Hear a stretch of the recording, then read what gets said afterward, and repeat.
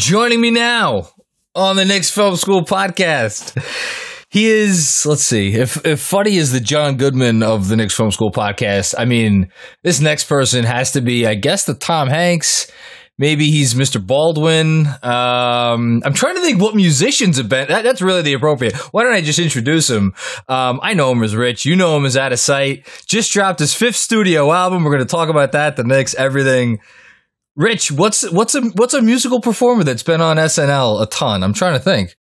I don't know. Have you had Robert Randolph on the pod yet? Listen. I feel like me and him, I'm trying to take that Friday Night's Knicks song from him and reverse the luck.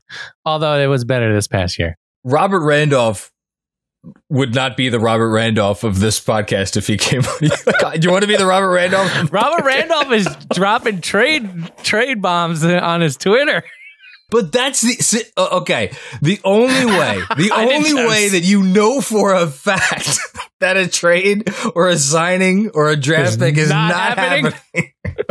Like if he reports that your favorite player is going to be traded, you could go buy the jersey, you could invest in an autograph or whatever you want. Yeah, he's over 100. But shouts to Robert Randolph, is a fantastic musician, by the way. As far as, I have no idea, but I'm happy to be a friend of the show.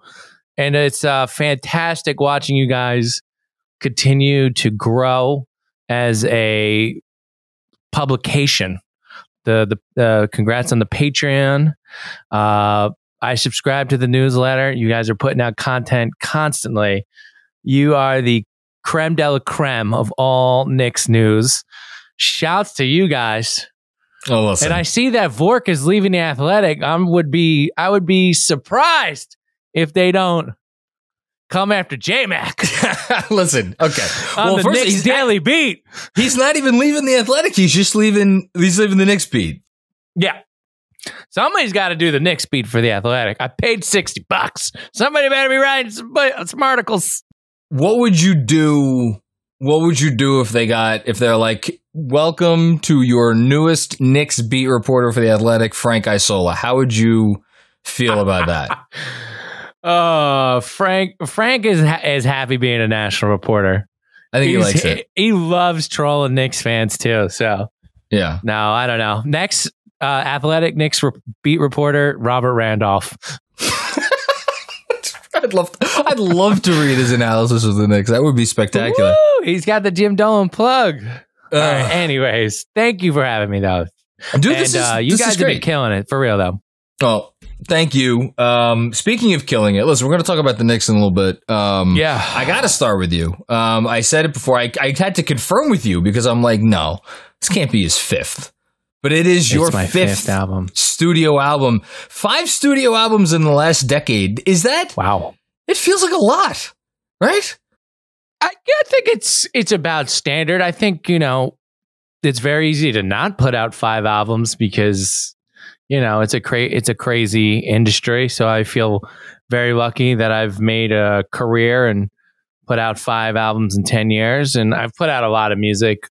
I've always been how there's gym rats in basketball. I'm a studio rat. So I've always been that way, especially the past 5-6 years when I've been putting music out independently. So I take recording seriously. So Monday to Friday will be at my desk, set hours and work, and just really happy with the album. It had been actually my last album was 2018. So I had been putting out a bunch of singles, and this was the first album I put out on my record label, 83 Sound. So super stoked on that. The first one?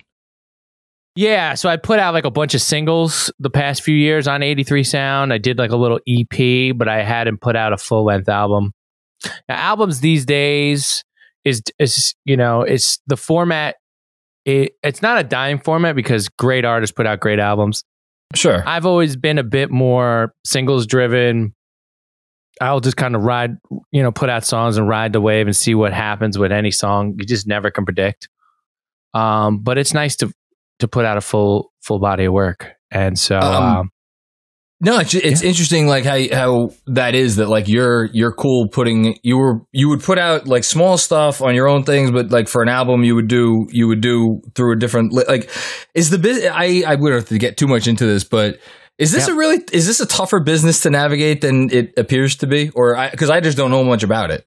Well, the music business has gone through crazy changes over the past few years. It's actually right now a very lucrative time in the music business for those who have been in the game, because, you know, just like the listener, everything's changed for them. Like, you know, 5, 6, when I first started out, I put out my first album, and Tonight Is the Night and all that.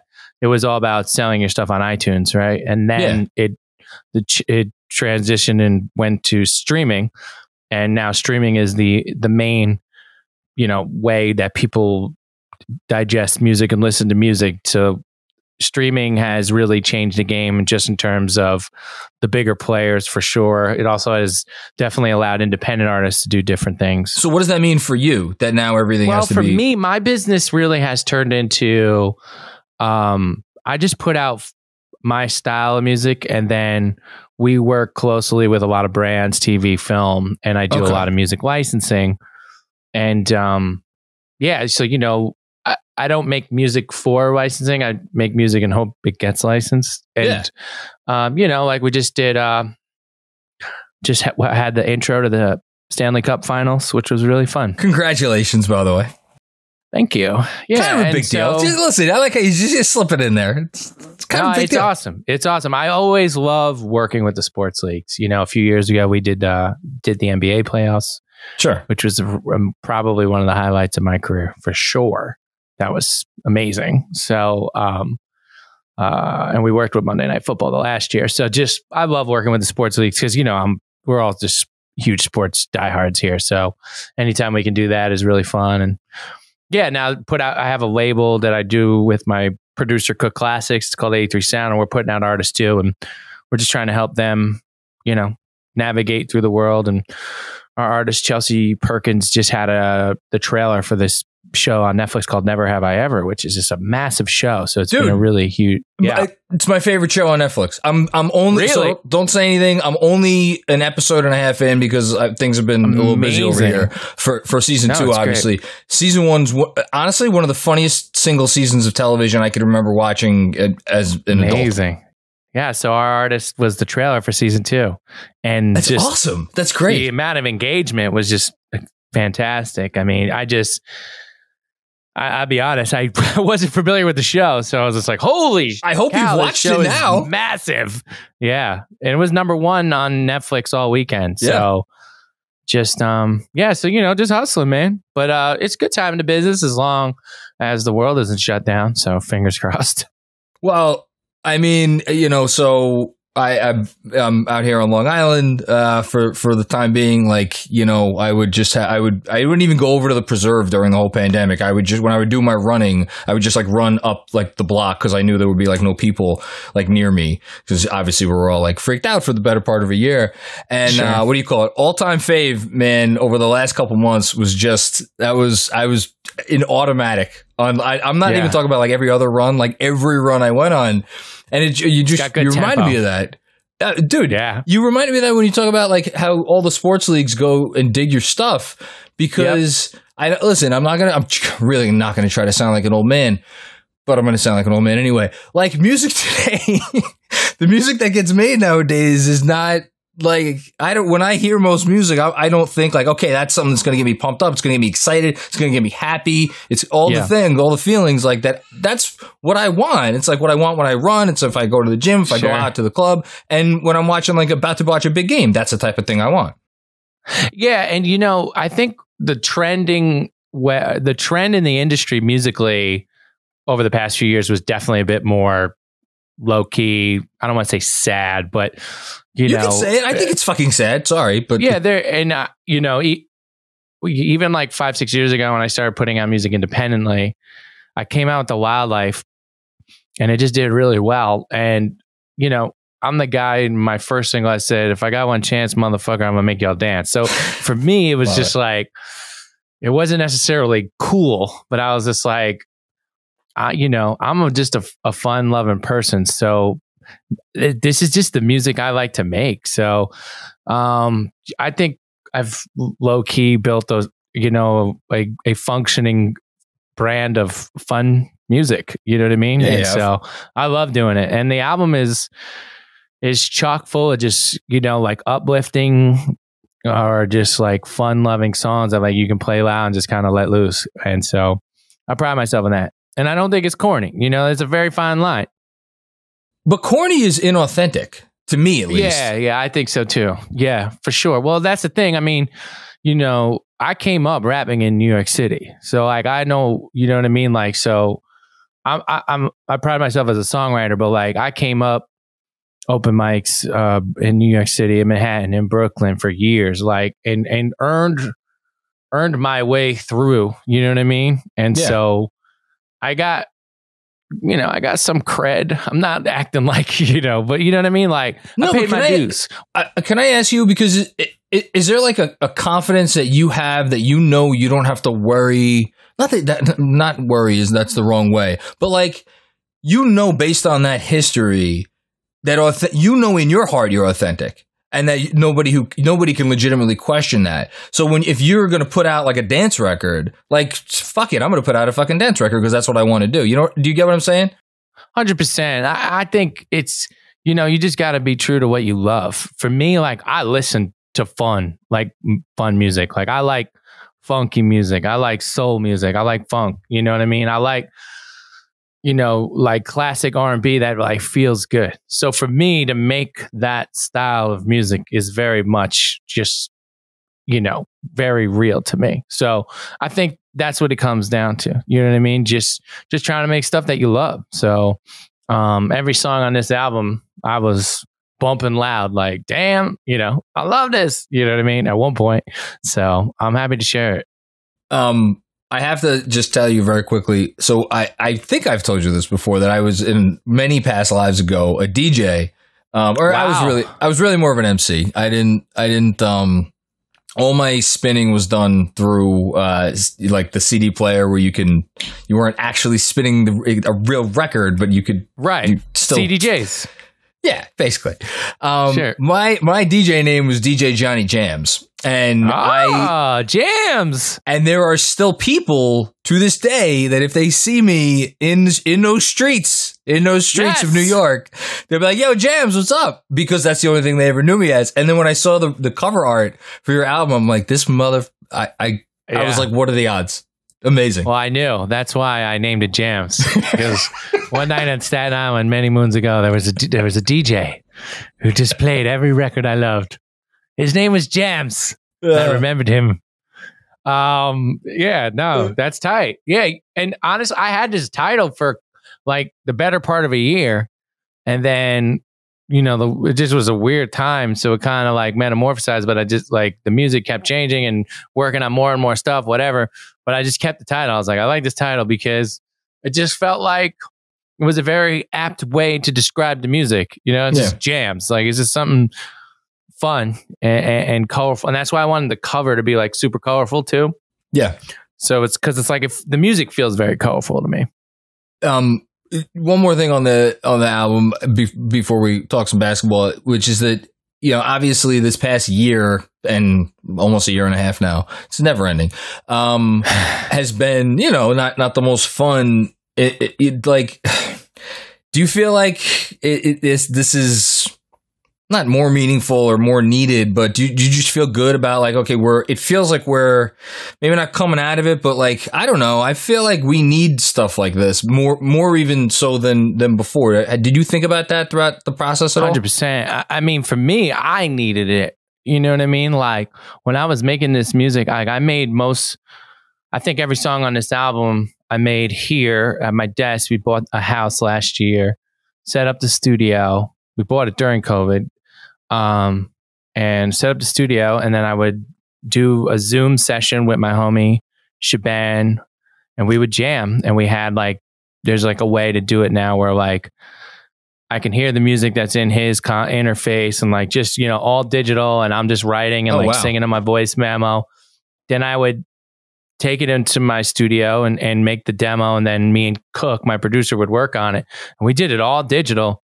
And for me, like getting lost in that really kind of was an escape from like a very strange reality. And I thought it was really important. And I wrote a song like Guess Who's Back for like thinking about like when shit gets back. You know, we've had like a lot of stop and starts and who knows where the hell we're at now. But even all together now was like about like shit, like being on a stoop, like having a beer with the radio loud. You know what I mean? Like going back to that, like kind of like reminiscing a bit, but like thinking about what it would be like. So it was an escape for me.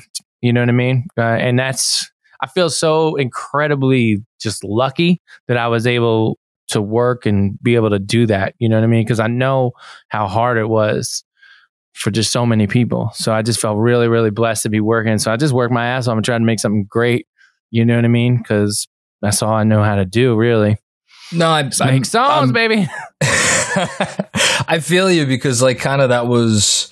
albeit in a very different way and different type of venue. That was like a lot of the last year and a half for me because it's like, you know, you can't really do much else. It's like, all right, I'll throw myself into the work, which, you know, we keep busy over here, as it were. No, I love it. And it's sports too. I mean, you guys have done a great job, and sports and the Knicks were just such a huge part of our lives this past year. And the fact that they were good during such a strange time was just amazing. You know what I mean? Like, I remember the Knicks being good more than like a lot of other stuff. Just like, it was like the perfect remedy. We needed it so bad. It's, you know, when I think of, I don't know where I'm going to be in 20 years, but when I think back to, you know, the pandemic and like what I was doing, like this Knicks team is going to stand out in my mind. And I'm thinking back to, so our pod, me, you, and Fuddy, it had to be, it wasn't like the first week of the regular season, but it was early. It was very early on, right? What was our optimism level at that point? Do you remember? Because I remember we were like, if they win this next game against this shitty team and go to, I don't know what they were at the time, but it was not like it was not that they were like great, but we were on such like cloud nine. And then it just, I don't know. We're a few weeks, actually we're almost a few months removed from it now. Thinking back, I'm trying to think myself, was there a point where it became real for you? Like, oh shit, this is actually happening. You know, I think it was like we were on pins and needles until like that second half of the season where we were supposed to just drop off a cliff and they just kept winning. And I was like, oh shit. They're good. This is legit. Like all of a sudden, you know, games that, you know, even a few months ago, if you were looking at the schedule, like we're not winning that. We're not going to. It's like, okay, they keep winning. So I feel like that second half run where it was like, you know, because I remember us in the beginning of the year, even in the middle of the season, kind of seeing that end of the season schedule and being like, this is where we'll fall off and, you know, we'll be lucky to be an 8 seed, you know? And it was just like, that just did not occur. And they ended up 4 seed somehow. I mean, but if you looked even at even at the All-Star break, like if you looked at what became the 9-game win streak, and you could have looked at every one of those games, Memphis, Raptors, Lakers, Pelicans, Mavs, Pelicans, Hornets, Hawks, Raptors. You could have looked at every one of those games and be like, yeah, that's a game that I think the Knicks they might lose that game. I don't know how I feel about that game. 100%. You know what I mean? Being like, if we could go 5-4, 6-3, there would be great. Like 9 yeah. So, you know, they squeezed Tibbs squeezed the juice out of this team as much as we, you know what I mean? Dry. Like, bone dry. Bone dry. And it was awesome because, you know what? I was talking to my friend who's a Knicks detractor, and he's like, you know, you guys, you just play hard during the regular season. That's the Tibbs thing. He just plays hard every game, and that's why he's always good in the regular season. And it's like teams just take off all the time. And I'm like, so be it. Who cares? I'm comfortable with that.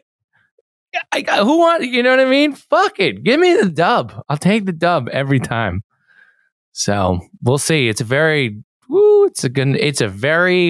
lot of questions this offseason. It's a very fragile thing right now we got, isn't it? Well, I'm not going to call it a house of cards. I don't believe, because I do believe the foundation that you just alluded to was very real. I think what Tibbs brings to the table is a real thing. Unlike some, I don't think there's an expiration date on Tibbs either, because I think if you look at his Chicago's teams, it may have gone south between him and the front office. But he, like, up until the very last game he ever coached in Chicago, those guys played hard for him. Even guys that had been there for all 5 years, guys that were maybe there for 1 or 2 years. So I'm not worried about that. But the roster. So let me ask you this. Well, you just said there's a lot of questions. What is your single biggest, I don't know if you want to say single biggest question, single biggest worry, single biggest thing for this offseason? Oh, man. This is there's so much. There's so many like variables right now, right? That's the problem. We got these 2 picks. Draft is coming up like quickly. Shades of the 96 draft with pick 18 and 19, where we got the great Walter McCarty and John Wallace. And don't forget it was 18, 19, and 20, 21, or there was a third pick in there too, where we got some other guy who... Yeah, exactly. That didn't go so well. No, went poorly. And there's no way Tibbs wants 2 rookies. So I think draft night. Don't forget 32. That's a pretty. That's what I'm saying. So I think draft night we're going to see some action. I agree. Man,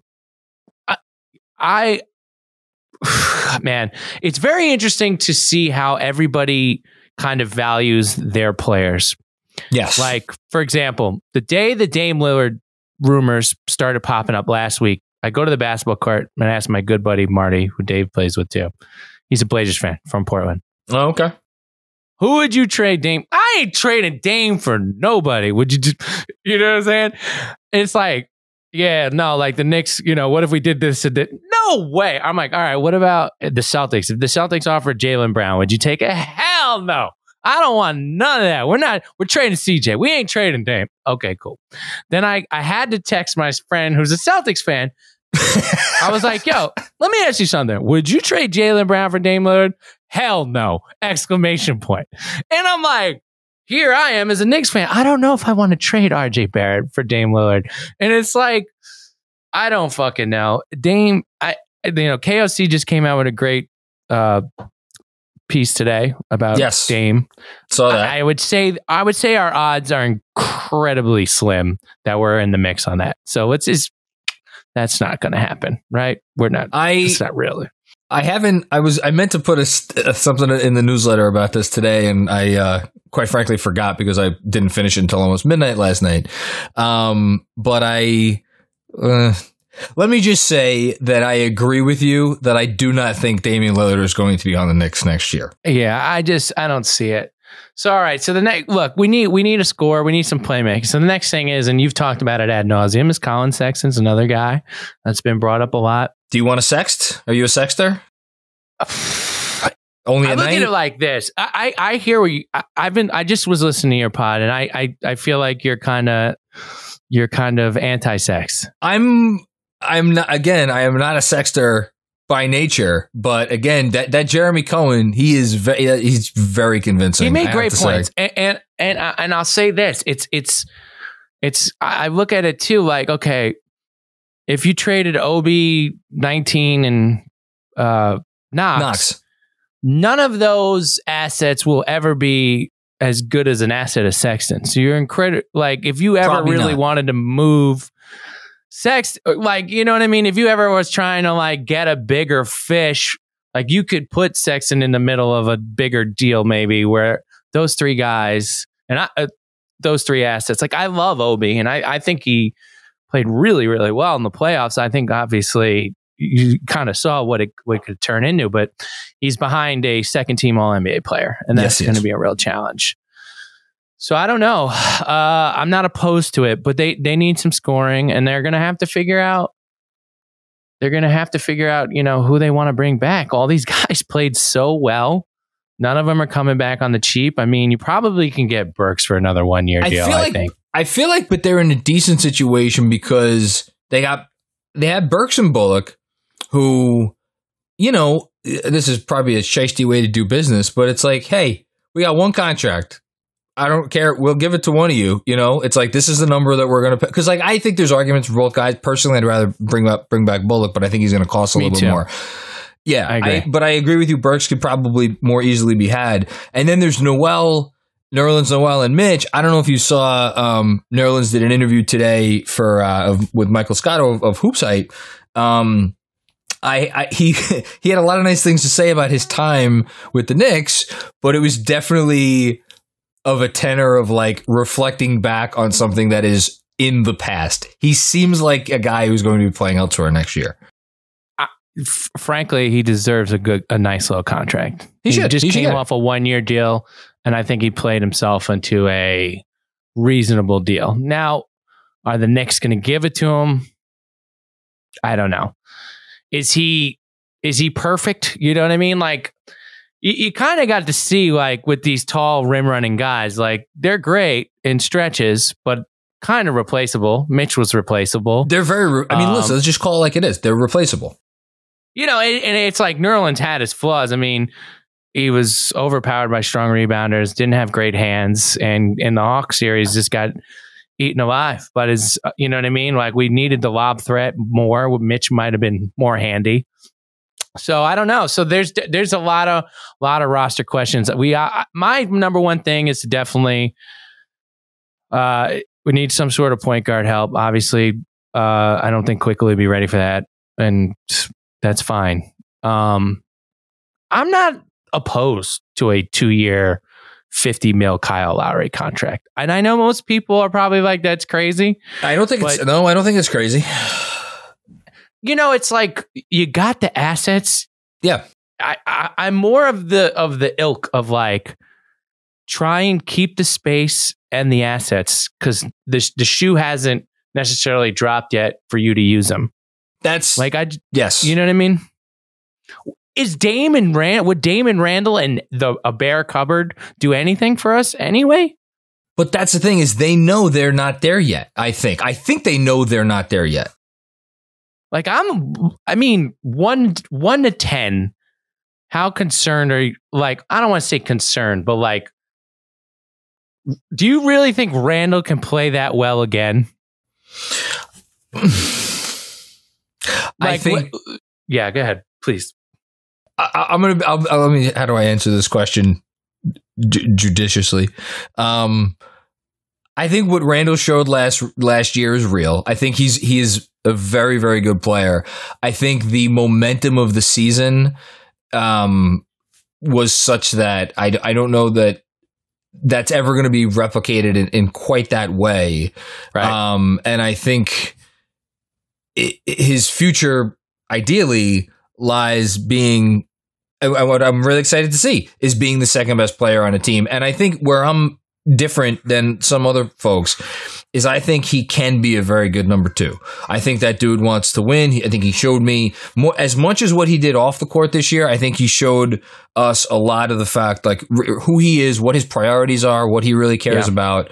Obviously, it's easier to care about winning when you are getting all the accolades. And I think there was, and listen, Tibbs probably pulled him aside at the beginning of the year. Like, listen, you do what I tell you to do. You're going to get MVP votes, and you're going to make an all-star team. I don't even think he said all NBA.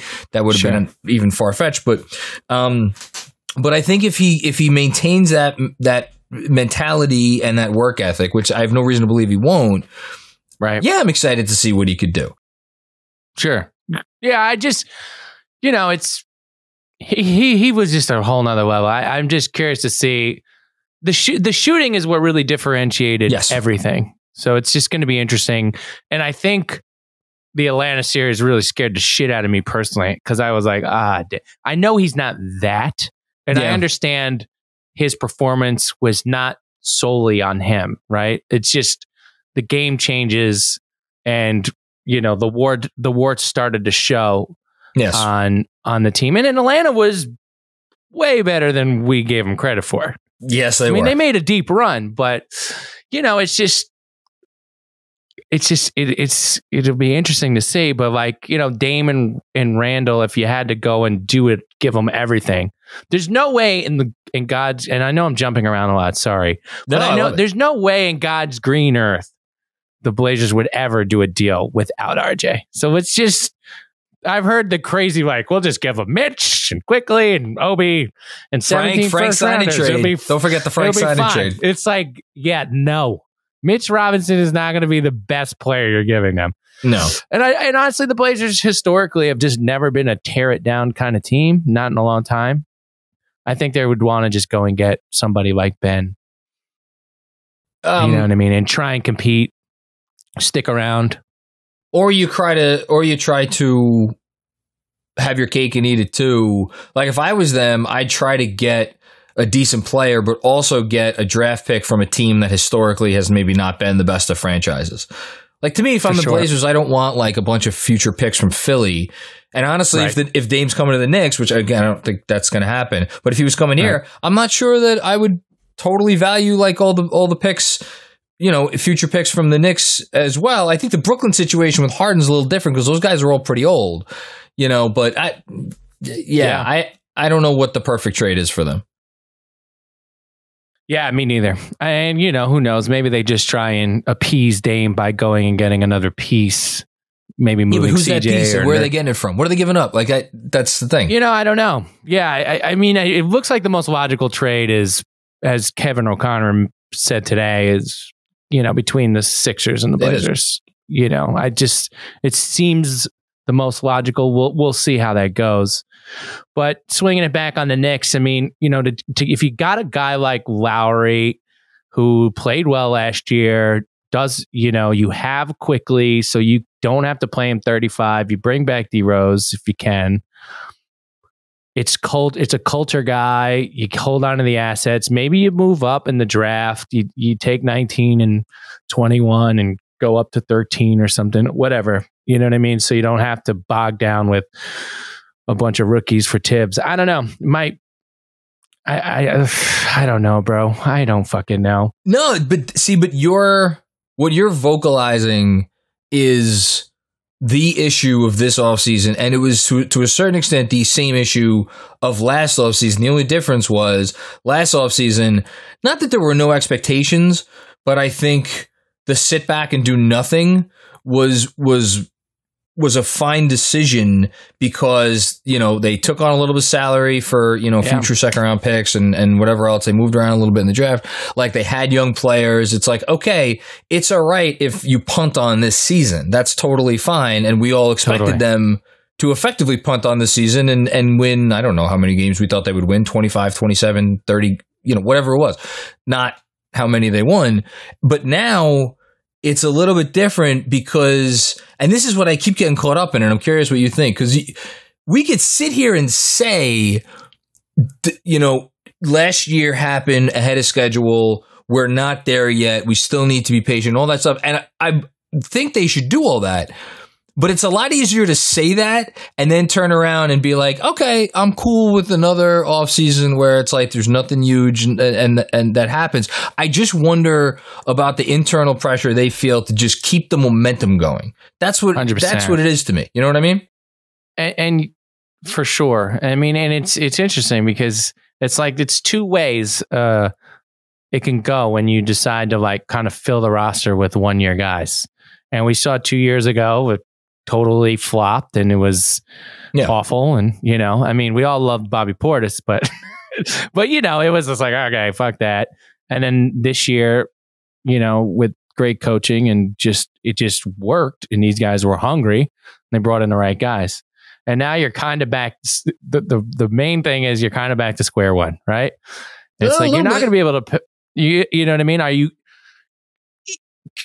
Can you just run it back? You know what I mean? And it's like, I don't think if you ran that back, you'd get the same results, unfortunately. A lot of breaks. A lot of breaks. And the internal pressure to win in New York is big. And I think you can't now go, that's the thing about winning. You can't go back now, right? Like you were saying, like You can't be like, well, we're rebuilding. You got to be patient. It's like you were just the 4 seed. So now it's like, shit, we got to make the playoffs next year. And they came out of fucking nowhere. You know what I mean? So it's like, it's a bit of a tough spot to be in. I wouldn't want to be Leon. I don't know. I really don't know. There's no patience anymore, right? No. There's no like, now we're rebuilding. Because like before this past season, it was like, all we want is RJ to be good, and Mitch to keep developing. And like, if these rookies are good, like we can trade Randall for anybody. Like that's 1 year ago where we were. But but hold on. Because I still feel like based on all the conversations we're having about, well, we're not ready to trade for Dame yet, right? Like we may not even be ready to trade for Beal yet. The reason is because they don't have enough in the asset chest, right? Like Obi has not matured. Quickly has not matured. Even RJ, I think you could argue, has not fully matured because there's still questions about, what is he going to be eventually? So all those players, all your young players, and to say nothing of who you draft this year, Mitchell Robinson, if you want to throw him in, they do need to keep getting better. And that is arguably still the most important thing the franchise could do this season, is to make sure that those assets continue to appreciate in value. But the difference is that can't all be what it's about now. It has to continue to be like, okay, we've taken away the LOL Knicks part of it, and we have to just keep it that way. Like they can't go back and win, I don't know what it would be, but like 35 games this year. I don't think that would play well. And I think too, like bringing in the veteran guys really help the development of the younger guys, because it really does hold them accountable. Because I mean, you've seen in the past, it's like, oh, the only way to let these guys develop is to play 35 minutes and let them shoot whenever the fuck they want, Kevin Knox. And it doesn't work. And, because this league is legit, and it's like, you got a dude like Reggie Bullock and Alec Burks now on your team, and those dudes are like, fuck you, Rook. Like, I'm trying to play. I'm trying to get paid next year. I'm going to show you what's up. I'm going to score whenever I got to score like Burks, and play two-way like Reggie was doing. So that definitely helped a ton. I mean, look, I think, I'm foolish with this stuff. Like, I remember, being like, nah, I'm not trading Iman Shumpert for Kyle Lowry. Like, listen, you weren't alone. You weren't alone in that. You know what I'm saying? And it's like, maybe it is. Maybe you just gotta go get Beal or Dame and trade RJ for real. Like, at some point, maybe we could have that conversation. I'm not ready to have it now. Purely more than anything, I like these kids. Like, let me ask you this: so Mitch is kind of a little out of sight, out of mind, but I still put him in this conversation. Between Mitch, Quick, Obi, and RJ, who's the guy that you're like, I really want to be able to root for this kid? RJ, 100%. I mean, my oldest son is named RJ. My 10-year-old son is RJ, named RJ. That's awesome. Like, we have like a fucking bond. Like, I fuck with the kid, and I would say, I like all of them. I really do. I'm not crazy about Mitch's Instagram persona, but I know he's a good dude. But Quick and Obi have been like, how he's a bit of a knucklehead. Mitch has had a bit of a strange past to begin with, but like Obi and Quickly, like these kids are great cultured dudes. Yes. Like a week later, they're back in Greenberg at the work. You know what I mean? Working out. It's like, I love that. And I think that they'll both be pros for a long time. I just don't know if I have my blinders on. You know what I mean? Because it's like you don't, Dame or Beal. I don't know. You know what I mean? Is that the next step? I don't know. Don't you need to have, if you're a good organization, I'm not saying good organizations never trade away young players, because it happens all the time. It leads to getting, veterans who could help you win a championship. But like, don't you need to have a little bit of organizational blinders on to just have the confidence that if you keep a kid there, he's going to get better in year 2 and in year 3 and in year 4? Like, I think that's a good 100%. Thing to a certain extent. And I was watching, and you're watching the playoffs. You're seeing a lot of homegrown talent. You know what I mean? And yes, the Giannis Middletons, Booker and Trae Young and the Embiid, the Sixers. You know what I mean? It's like, dudes who were Luka obviously is another guy, but just like you want that, but then there's Brooklyn. It's like, well, fuck it, we got 3 stars. We'll be back next year. Yeah, but they got 2 at once, and then they had that was a weird scenario. It was, but do we have the transformative talent that is some of those guys I've mentioned? We do not. And I could be the biggest homer for RJ, but he is not. And I'm honestly just playing devil's advocate, but it's like if the Blazers, you know what I mean? It's like, I don't know if I do that deal, but it's something to think about because, we're just talking about different variations of what can occur. And I think obviously this would be the lowest chance of happening, but and I love RJ, but is RJ ever going to be a first team All NBA player? Because Dame Lillard is a first team All NBA player. Yes, unequivocally so. He is. I mean, he's Dame. I don't know what else to say. It's fucking hard. It's hard to say. You know what I mean? They don't come around that often. No, well, and when you have the 3rd pick, and this is no slight to RJ, who I think is great, but we have to talk about what we think his ceiling is. When you have the 3rd pick, you're trying to draft that guy. You are. So you don't have to go and get him, right? Trae, Giannis, Luka, right? Yeah. Embiid. Yeah. That's when you really win the lottery, when you draft a guy who can do that. So RJ was a 3rd pick overall. Well, look at me defending RJ. I love RJ. Like I just told you. Like, what's his ceiling? Like, because this is going to come up a few more times. We're not done at Dame. Whether it's Beal, but that's my point. We're not done at Dame. There's going to be more guys, so we don't need to cash the chips in right now. That's I think where I'm at this point. Fair. We'll see. We'll see if they're as patient.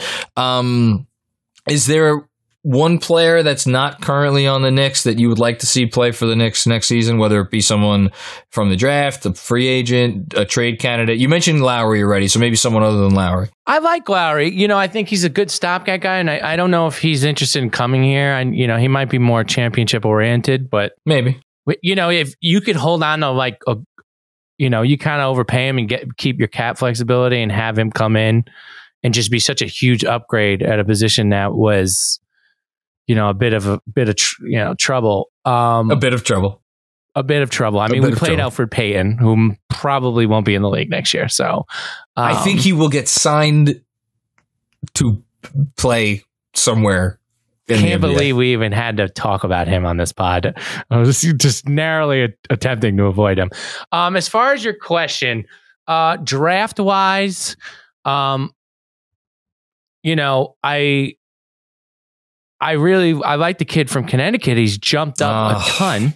There was a report today. He's going like top 10 now. He might. Well, now there's who was I reading today? I apologize. I forget who it was, but someone said now there's a possibility he may go like 6. Unbelievable. Yeah, Bouknight's he's good. So Bouknight is solid. I like Springer. I like Tre Mann a lot. In that 19 to 21 range. Well, Man worked. I was told like Man worked out with them today. I'm not a Kispert guy. I'm not. I guess it's Duncan. Maybe it's Duncan Robinson part 2. That's if it. But that's the thing. If it is. But again, I'm not sure you can project anyone being Duncan Robinson. Part 2, because he is so good and so unique in what he's able to do. Yeah. Agreed. Yeah. I'm not super high on him. I know it's amazing how much he's dropped. And just in terms of talking, free agent wise, I don't know. It's a weird class. There's no one that weird class. It's no one that's like super jumping out to me. But I would love for the Knicks to bring back D Rose. I thought he was awesome. Yeah. He just brought good vibes. all around, played great. Obviously, could not play 35 minutes a game. Poor dude. But Lane was almost best about player to fall off. in that series, in the Atlanta series, which you should not trust me, forget. the D Rose stands hit my mentions because listen, if you watch the Knicks all year, RJ Barrett was our second best player. Yes. And I somehow mentioned that in some sort of conversation. And Derrick Rose, he just has so many diehard fans, like who just ride with D Rose.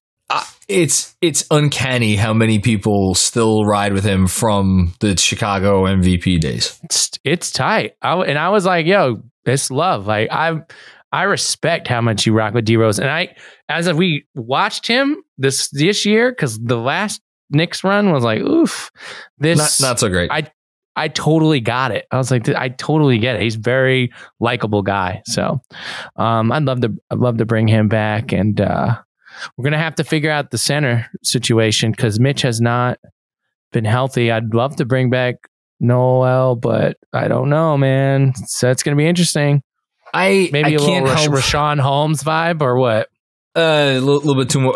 Based on what I think he's going to get paid, a little bit, couple too many pesos for me for him. Just I think keeping the flexibility. I saw the article. I didn't mean to cut you off, but just I saw Ian Begley wrote about it the other day, and yeah. I think keeping the flexibility right now and trying to do what you did last year and kind of just plug and play a bit, and hopefully you bring in some more young guys. You still have a ton of assets. Is the move until you're ready to go and make that like major splash. But I think the NBA is really about not necessarily. I'm sure many people have said this before me, but I did just think of it, so I will say it. It's not so much what you pay guys; it's when you pay guys.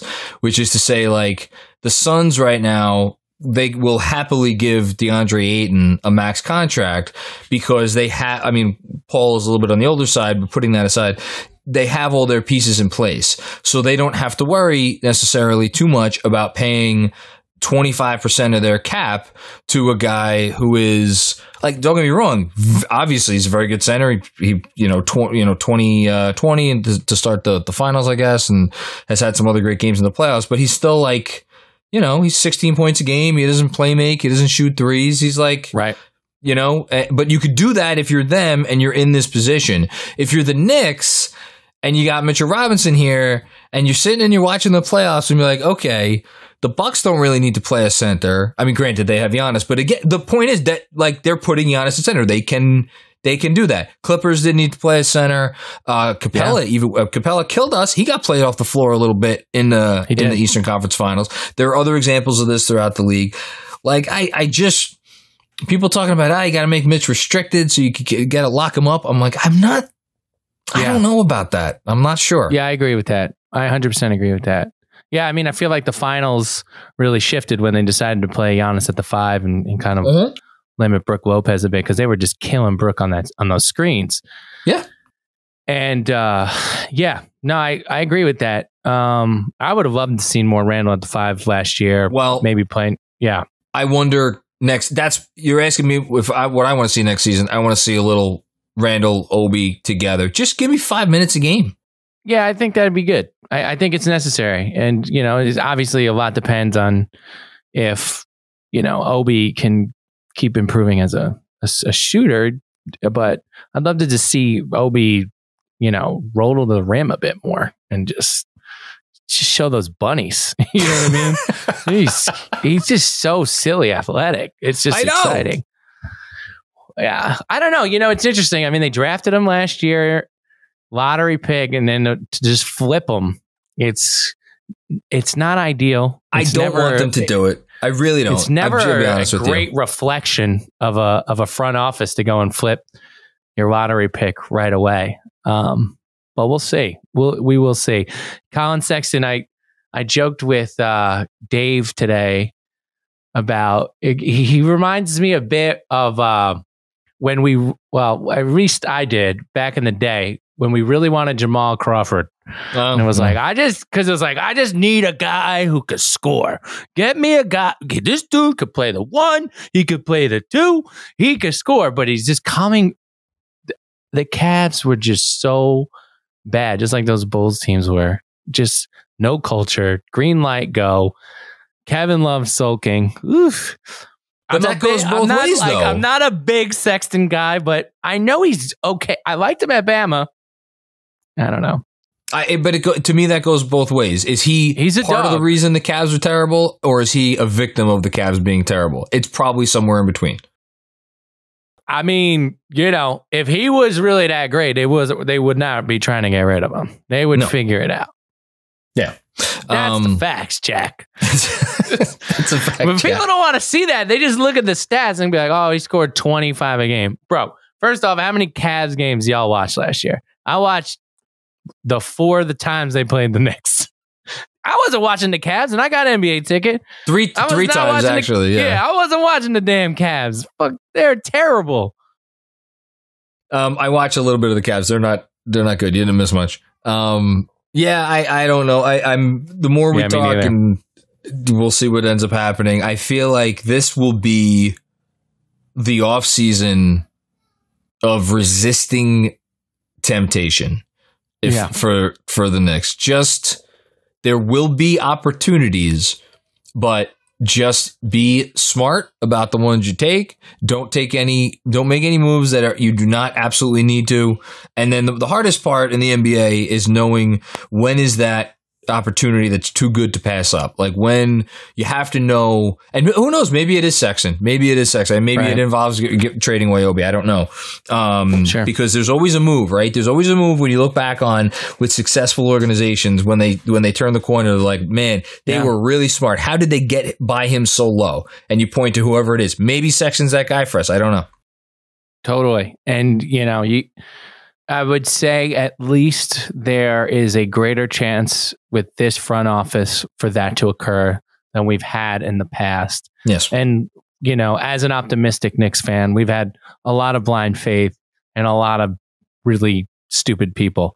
But I think after this past year and change, one can hope that this front office at least has the capability of making that move. So a little bit of faith, because like I said, dude, it would have been very different if we traded Shumpert for Kyle Lowry. And I know that's just such a total random thing, but you know what I'm saying? No, it's not. But there's so many crossroads. You can't trade this dude. You can't trade that dude. Even now you look back at the Porzingis trade, it hasn't really been that massive of a loss. It was a bad trade. Probably could have gotten better assets, but it is what it is. You know what I mean? I think there's stages you go through as an organization, and the first stage is you have to turn the corner to be just a decent team. And I said this throughout the season, and I'll say it again. I think they accomplished that, and I think that was the toughest part for this particular team. Now it's about just you improve bit by bit by bit. Don't try to bite the whole bite off more than you could chew, and then you got babies crying. I know. I think my wife may be in. I'm amazed my kids are so quiet right now. How many? You got two littles, right? You got two littles? I got two. I got a 4-month and then a 4-year, soon to be 5. Love it. Yeah, I got 3. I know you got 3. Remind me the ages again. I forget the ages. 10, 8, and 4. 10, 8, and 4. That's. It's awesome. It's fun. If the youngest is 4 now, you just came. I feel like you've maybe now, unless you're going to have another one. I don't want to put any. No. Okay. I'm just making sure. No, 3 is good. Listen, I think personally, I'll tell you, I'm not going to hide behind what I've said in the past. I think anyone who has more than 2 children should be certified as clinically insane. I could justify 2 because you give you give a sibling to the one. The third, I don't understand. Yeah, no, people told us, they're like, having 3 is easier than 2. And you know what I call those people? Liars. Those are liars. No, but it's fun. We're having a lot of fun. My 10-year-old watches all the Knicks games with me. We're huge fans. He's super into it. So I was able to keep him a Knicks fan rather than him jump ship with Clippers or Lakers. Good job. And so that's super fun. And, we're hyped. We've been watching the finals. We're super excited for the finals tonight. Yeah. Well, this is going to air after maybe the Bucks are crowned NBA champions. We don't know. We'll see. Do you have a prediction for tonight? I'm rooting for the Bucks. Yeah, I'm rooting for the Bucks. Okay.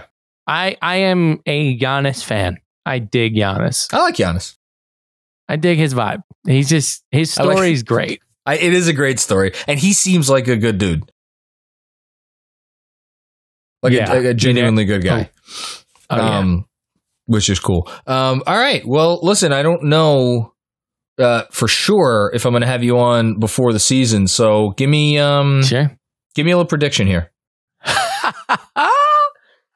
I will predict there's some sort of draft day trade. They're not taking 19 and 21. Okay, there's just no way. Whether they even trade out and go for future assets, there's no way they're taking two dudes. It's just not going to happen. In the first round, I will say that. I can't see it happening. I can't either. And besides that, I'm not going to ask you to give me a record, but give me, do they just like some roster like vibes. I think I'm going to side with you in that it'll be a bit more conservative. You know, it's really easy to kind of talk about all the insane things that could occur, but I think it'll be a bit more conservative than we probably imagine it. Okay. But I really don't know. And this is a very interesting offseason for us because It's like it can go a few different ways pretty quick. Flexibility and assets. Oh gosh. And in the past, we really would think this up. But let's hope Leon and crew are gonna just do all right. You know, because it's like, you know, it doesn't happen that often, but no. I like where they're at. So and the 22 class seems like a better that's pretty free agent class. So if you got to stick it out and fight with what you got and make some improvements incrementally, I'm not mad at that.